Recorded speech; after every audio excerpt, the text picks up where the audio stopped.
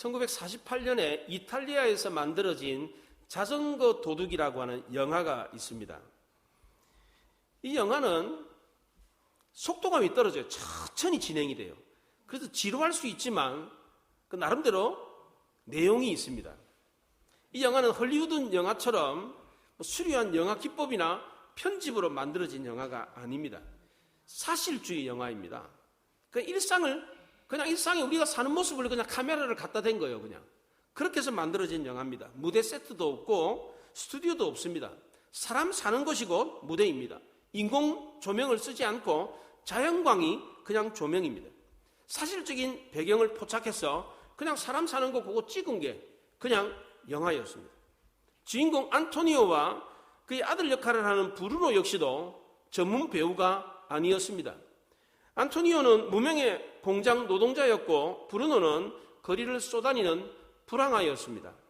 이 영화의 배경은 제2차 세계대전이 끝난 이탈리아 로마였습니다. 제2차 세계대전의 패전국가였던 이탈리아는 전쟁이 끝난 뒤에 너무나도 피폐했습니다. 일자리가 없어서 실업자들이 거리로 쏟아져 나왔습니다.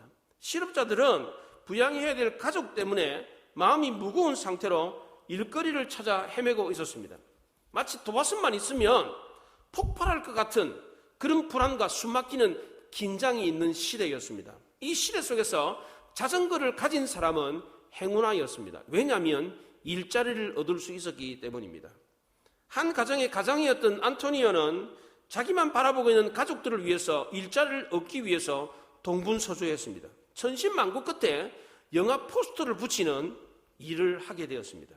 이 일을 하려면 자전거가 필수품이었습니다. 그래서 안토니오 부인이 침대 시트를 담보로 잡고 자전거를 샀습니다. 이 자전거는 그 가정의 생명줄과 같았습니다. 그런데 어느 날 일을 하던 도중에 그 자전거를, 생명줄과 같은 그 자전거를 도둑맞고 말았습니다. 자전거를 타고 쏜살같이 도망가는 한 젊은이를 보고 급하게 쫓아갔지만 잡을 수가 없었습니다. 안토니오는 혼잡한 광장에 우두커니 서 있었습니다. 주위에는 낯선 사람들과 낯선 건물들 뿐이었습니다. 희망을 잃은 그의 얼굴에는 허망함과 허탈감이 드리워져 있었습니다. 어두운 그림자와 무거운 절망감을 안고 걱정하며 이곳저곳을 배회하며 절박한 심정으로 아들 브루노와 함께 잃어버린 자전거를 찾고 있었습니다.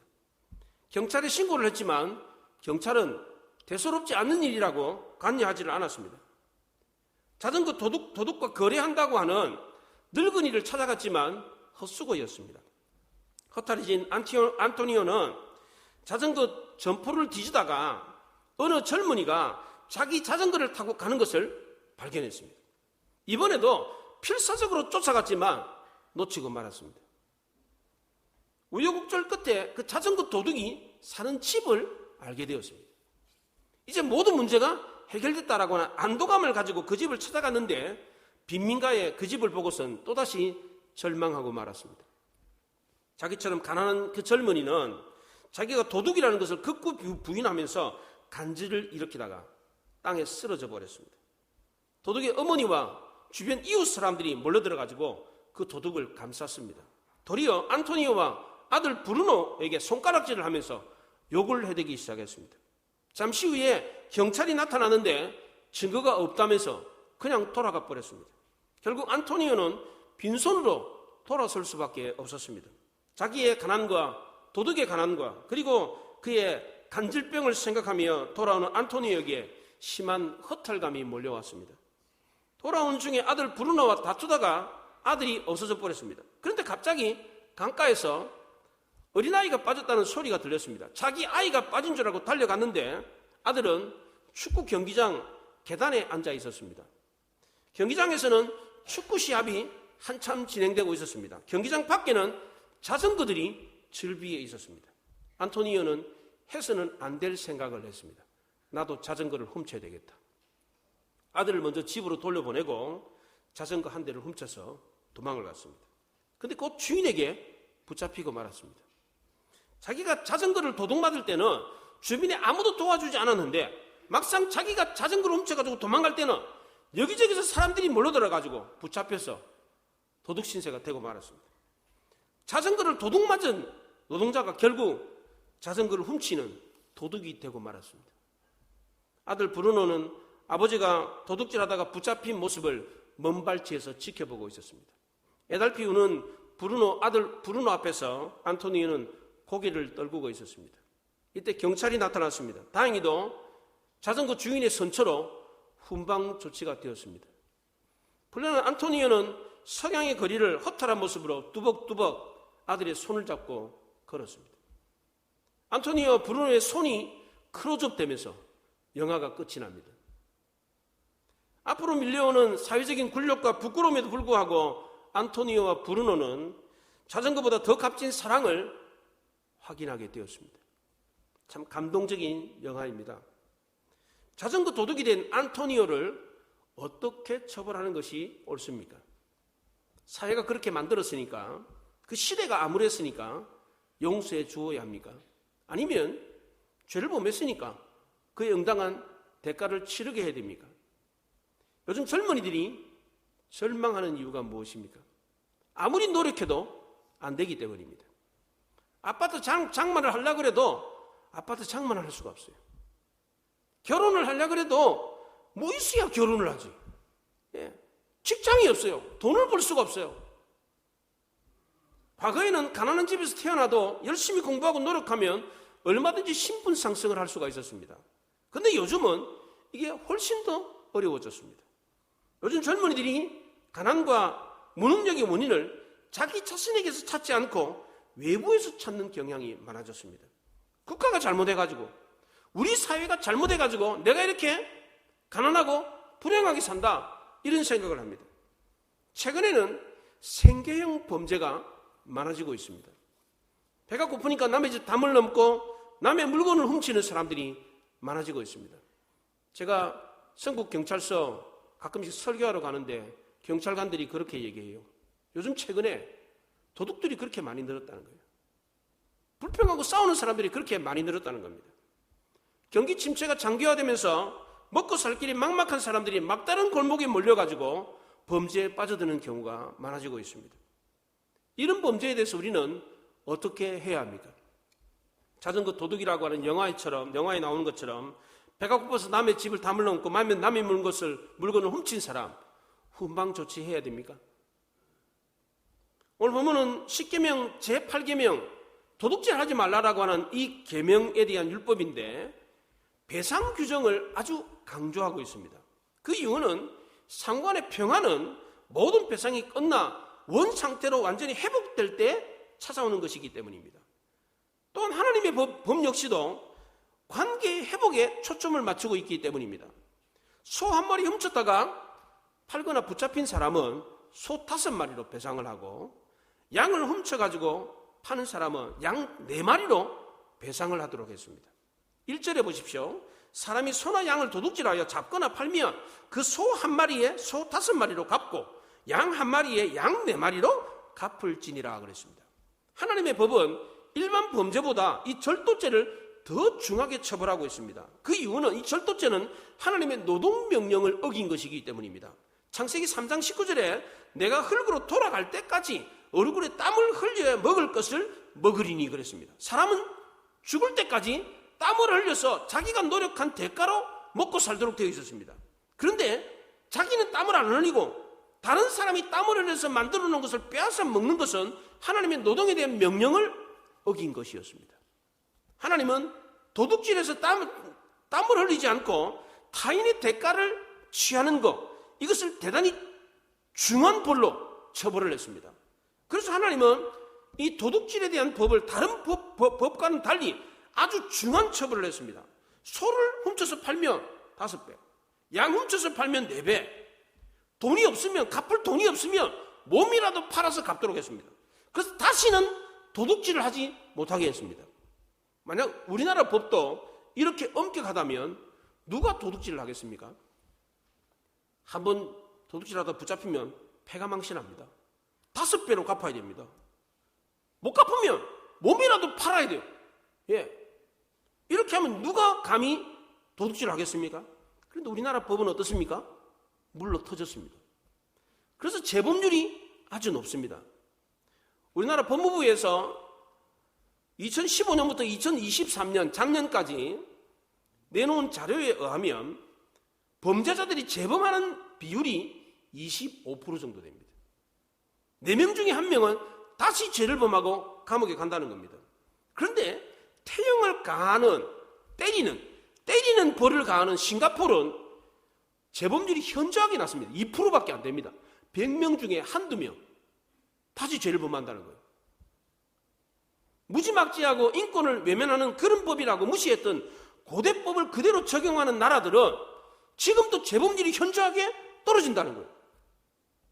하나님의 법은 지금 우리나라 법보다 훨씬 더 엄격하고 무거워서 범죄자들에게 인권을 유린하는 것처럼 보이는데, 범죄자들에게 긍휼을 베풀지 않는 것처럼 보이는데 정반대입니다. 하나님의 법이 현대법보다 훨씬 더 범죄자들에게 긍휼을 베풀고 있습니다.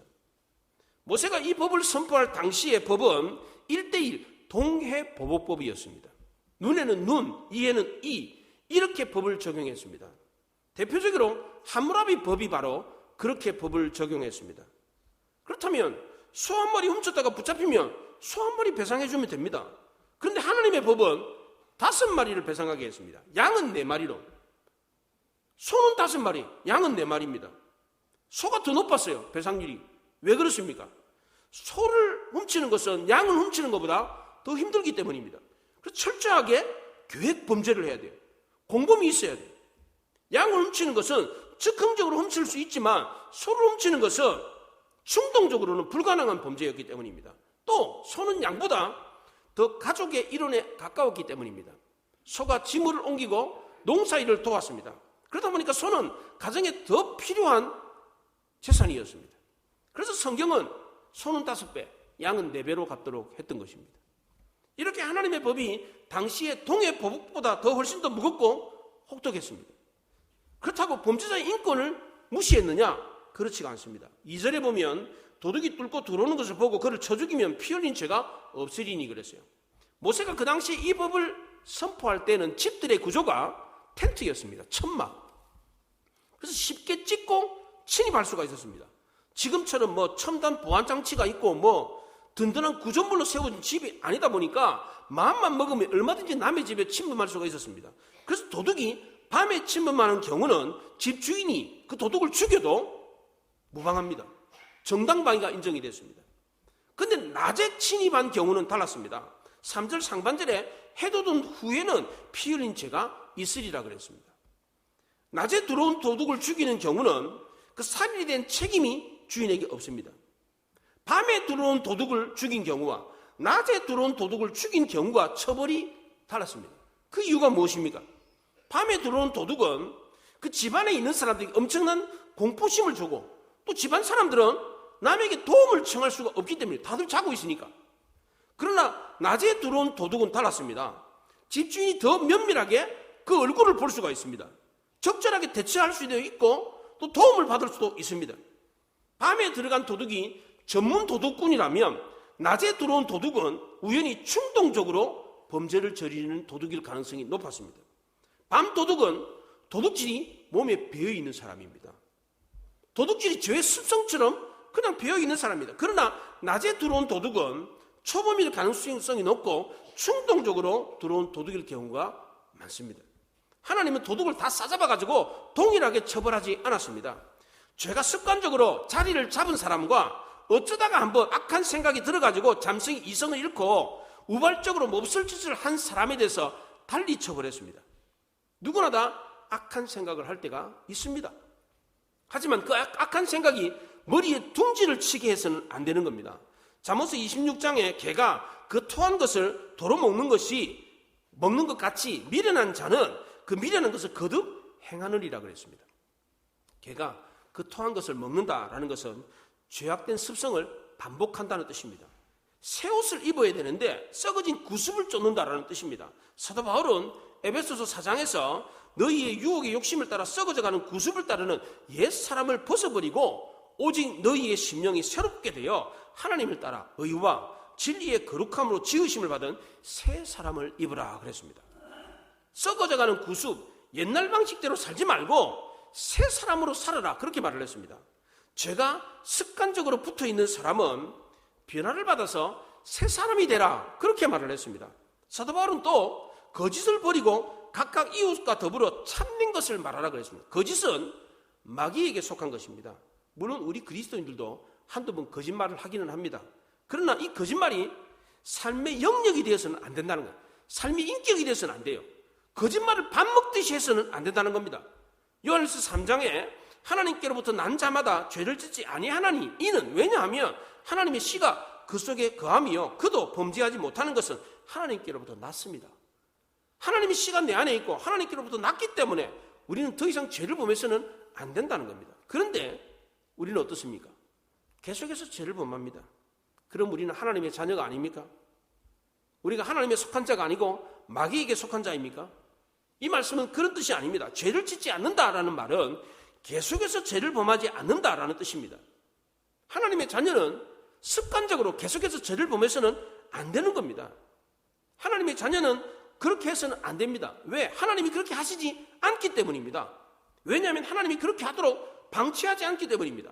하나님은 범죄자들을 한꺼번에 동일하게 똑같이 처벌하지 않았습니다. 조목조목 따져가지고 확실히 확인한 이후에 그에 맞게끔 벌을 주었습니다. 낮에 집에 들어간 사람하고 밤에 남의 집에 들어간 사람을 달리했습니다.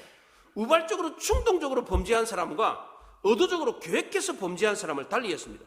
도둑질한 것을 팔았는지 그냥 갖고 있는지에 따라서 처벌을 달리했습니다. 4절에 보면 도둑질한 것이 살아 그의 손에 있으면 소나 낙이나 양을 막론하고 갑절을 배상할지니라 그랬습니다.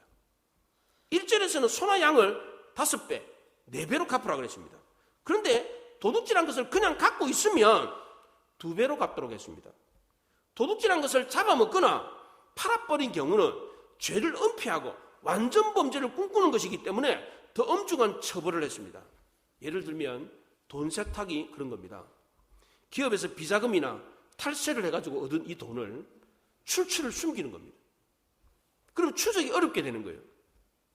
쉽게 말하면 돈의 출처를 숨기는 죄, 이게 바로 돈 세탁입니다.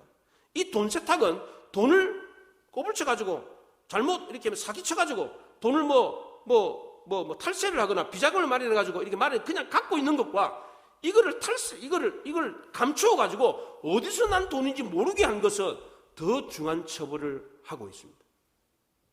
왜냐하면 돈 세탁을 통해 가지고 범죄 사실을 숨기고 완전 범죄를 꿈꾸기 때문입니다.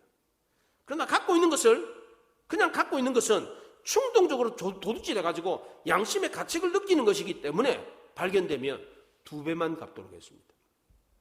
또 죄를 지어도 자기 스스로 자복하고 자수하면 5분의 1을 더해서 갚도록 했습니다.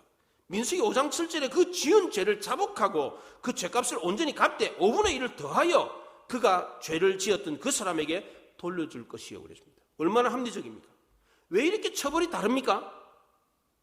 인간의 소유물, 재물보다 인간의 생명과 인격이 더 중요했기 때문입니다. 이런 하나님의 법은 그 당시 고대법에서는 그 유래를 찾아볼 수가 없는 아주 특이한 법이었습니다. 고대의 어느 법전에 도둑의 생명과 인격을 존중해주는 법이 있던가요? 없습니다. 지금도 우리나라 사람들은 도둑의 인권을 왜 그렇게 중시하냐? 이렇게 그냥 불만을 품잖아요. 예, 우리나라 사람들 그렇잖아요. 그래서 마스크로 얼굴 가리게 해주고 그렇게 하는 거, 그게 도둑의 인권을, 살인자의 인권을 존중해 주는 거거든요. 국민들은 그걸 이해를 못하지. 고대법에서는 아예 그런 법이 없었습니다. 고대 최초의 성문법인 함무라비 법전은 도둑이 남의 집에 들어가는 것 자체가 사형이었습니다. 그러나 하나님의 법은 그렇지가 않았습니다. 심지어 도둑이라고 할지라도 그 생명과 인권을 존중해 주었습니다. 도둑이 배상할 것이 없으면 몸을 팔아서 갚도록 했는데 그것도 6년 동안만 종살이를 하고 7년째에는 자유의 몸이 되게 해주었습니다.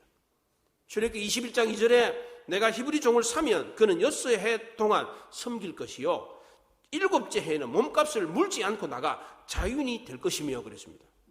그 당시 법에는 종이 되면 죽을 때까지 종이 되는 겁니다. 그러나 하나님의 법은 그렇지가 않았습니다.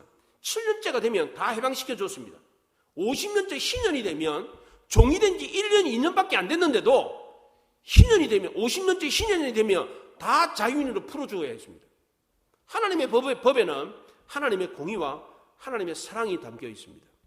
하나님의 공의는 아주 무섭고 엄중했지만 하나님의 사랑은 너무나도 크고 놀라웠습니다. 심지어 하나님의 공의조차도 다 집어삼킬 만큼 크고도 놀라웠습니다.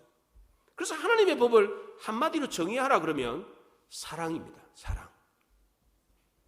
소와 양을 훔치는 사람이 소와 양이 많아서 훔쳤겠습니까? 없으니까 훔쳤죠. 근데 그 사람이 붙잡혀가지고 5배, 4배를 갚아야 돼. 없는데 어떻게 갚습니까? 그러니까 결국 종이 될 수밖에 없는 겁니다.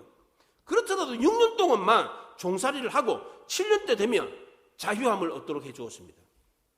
출애굽기 22장은 손해배상에 대한 법을 기록하고 있습니다. 1절부터 4절까지는 도둑질에 대한 배상, 5절부터 6절은 밭이나 포도원에 피해가 발생했을 때 배상하는 법, 7절부터 15절은 물품에 대한 배상이고 16절부터 20절은 재산상의 손실이 아니라 육체의 손실, 영적인 손실을 일으켰을 때에 배상하는 거. 예를 들자면 성폭행을 했을 때 돈으로 배상하도록 했습니다. 이런 모든 범죄로 인해 발생한 손해에 대해서 배상하라 이렇게 말했습니다. 3절에 보면 도둑은 반드시 배상할 것이나 배상할 것이 없으면 그 몸을 팔아 그 도둑질한 것을 배상할 것이요. 4절에 갑절을 배상할지니라. 5절에 가장 좋은 것으로 배상할지니라. 6절에 반드시 배상할지니라. 7절과 9절 갑절을 배상할 것이요. 14절 반드시 배상하리니라. 1절부터 15절까지 배상하라는 말을 무려 14번이나 합니다. 한 절에 한 번씩 배상하라, 배상하라, 갚으라 계속해서 말을 합니다. 여기 배상하다, 갚다는 말이 히브리어로 예샬렘입니다. 평화라는 말이 샬렘이에요. 샬롬. 이 배상하다는 말이 샬롬, 평화라는 말에서 유래된 것입니다.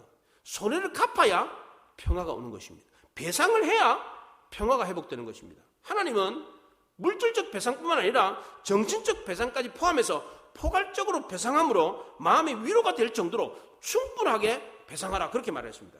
성경에서 말하는 평화는 지불하고 변상하고 보상이 끝나고 난 뒤에 원상태로 회복되는 것을 뜻합니다. 하나님과 우리 사이의 평화도 역시 마찬가지입니다.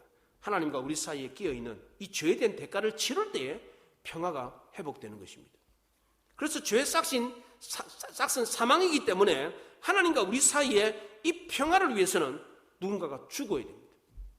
이 죽음이라는 대가를 하나님의 아들 예수 그리스도가 대신 지불하심으로 하나님과 우리 사이에 평화가 회복이 되었습니다. 이게 바로 복음의 핵심입니다.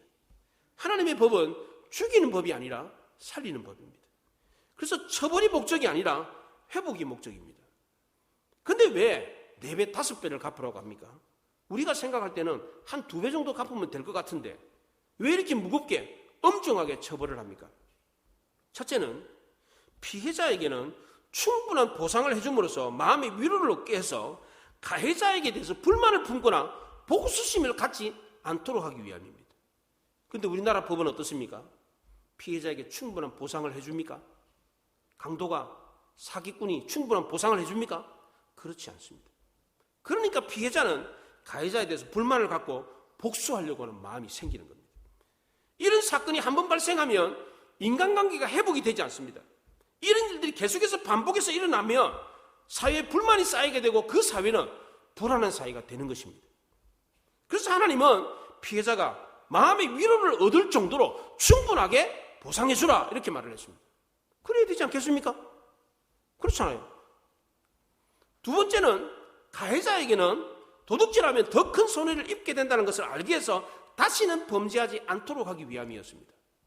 그런데 우리나라는 범죄자들이 감옥 가면 노역형을 받는 경우가 별로 없습니다.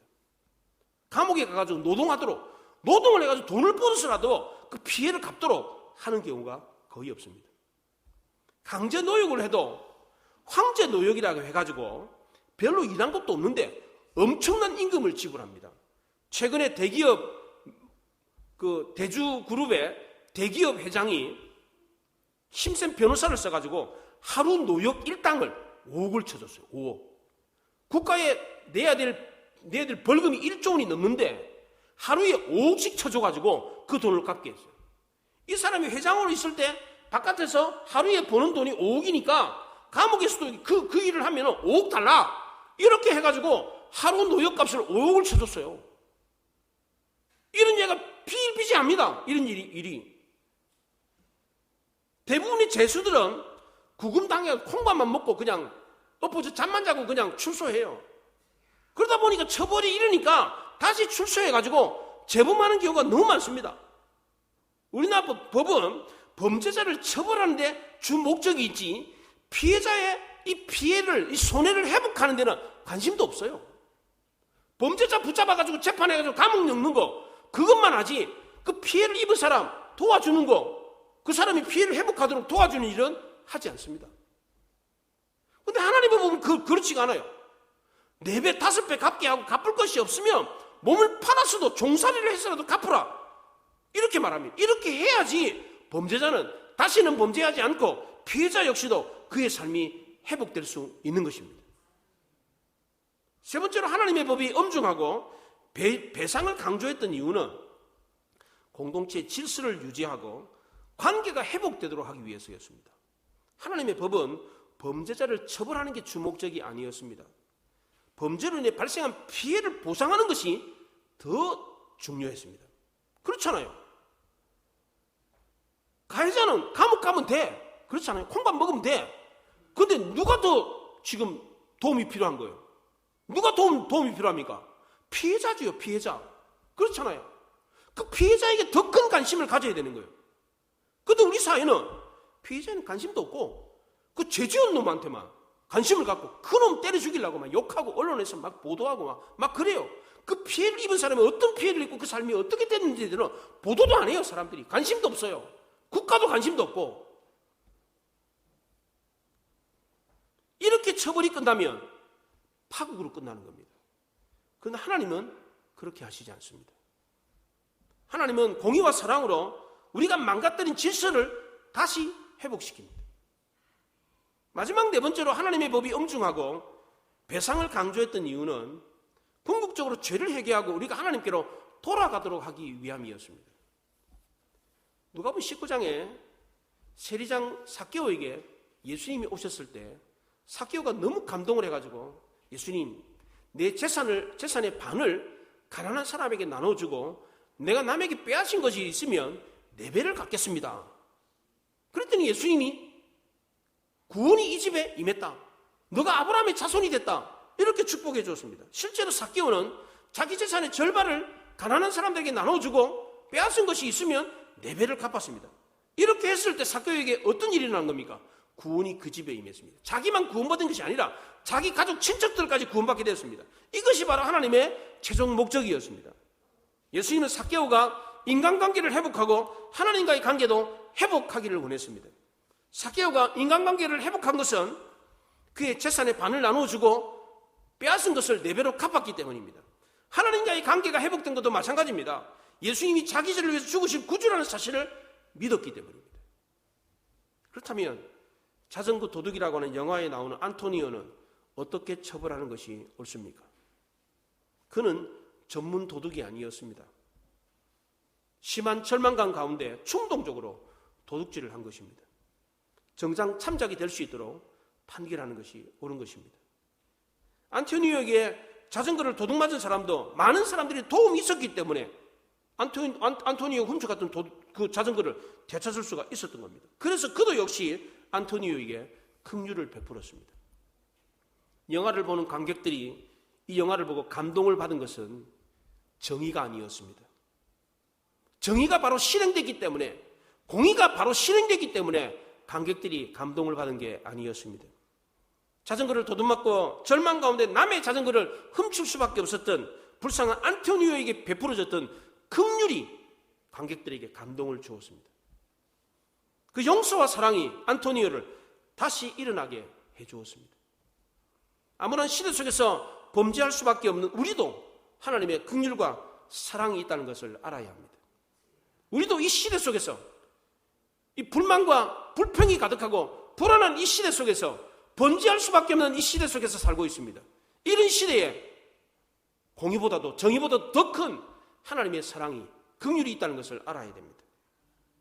이 사랑은 하나님의 공의보다, 하나님의 처벌보다 훨씬 더 크고 놀라운 것입니다. 그렇기 때문에 우리는 이 사랑에 기대어서 회개하고 하나님께로 돌아갈 수 있습니다. 우리도 공의보다 더 크고 놀라운 하나님의 긍휼과 사랑의 마음을 깨닫고 하나님께로 돌아갈 수 있기를 바랍니다. 그리하여 그 긍휼과 사랑으로 인간관계가 회복되고 하나님과의 관계도 회복되는 감동을 경험할 수 있기를 바랍니다.